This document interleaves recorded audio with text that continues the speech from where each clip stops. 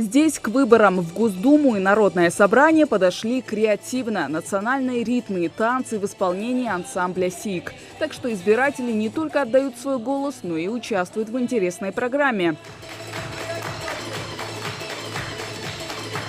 Приходят на голосование и молодые, и взрослые. Пока ребенок рассматривает свой подарок, мама за несколько минут успевает сделать выбор и опустить бюллетень в урну. К слову, в воскресенье у многих свадьбы, но даже в праздничных хлопотах они не забывают про не менее важное событие. Невеста Амина еще не успела официально сменить место жительства, но новые правила позволяют ей голосовать не в Альтиево, а в Троицком. Кортеж первым делом заезжает на участок, прежде чем переступить порог дома Яндиевых.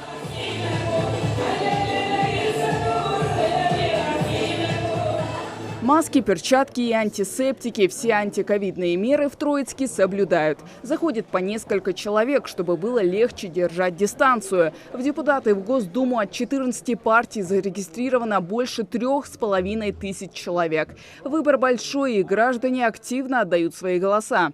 Я пришла со своей старшей дочкой, решила, что это гражданский долг отдать свой голос. От кандидатов жду выполнения их всех обязанностей и их обещаний. Чтобы побольше деньги были пенсионерам. Добавить вот немного. Конечно, важность это политический вопрос. Мы выбираем на сегодняшний день депутатов на 5 лет. Это федеральное собрание государства, как говорится, и народное собрание Республики Ингушетия. И я считаю, это, конечно, необходимо. Законодательный орган для всех органов власти, это необходимый орган власти. То есть и я призываю жителей всей республики, чтобы они пришли на избирательные участки и проголосовали за того или иного кандидата, за кого они считают достойным. Явка активная. В Троицком открыты 3 избирательных участка. Этот 801 на базе Дома культуры. В сельском поселении зарегистрировано 2828 избирателей. Из них у нас за 2 дня проголосовало 1710 человек. Выездных у нас было 20 человек. Там по разным обстоятельствам, то есть там были и пожилые люди, были по болезни, были по каким-то по исправительной работе, тоже к нам специалисты приезжали, мы выезжали, там домашний арест. То есть такие тоже у нас были.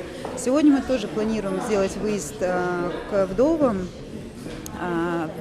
ветеранов Великой Отечественной войны.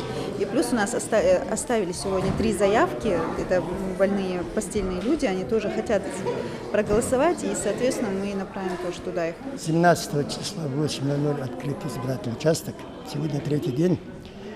На сегодня никаких нарушений нет.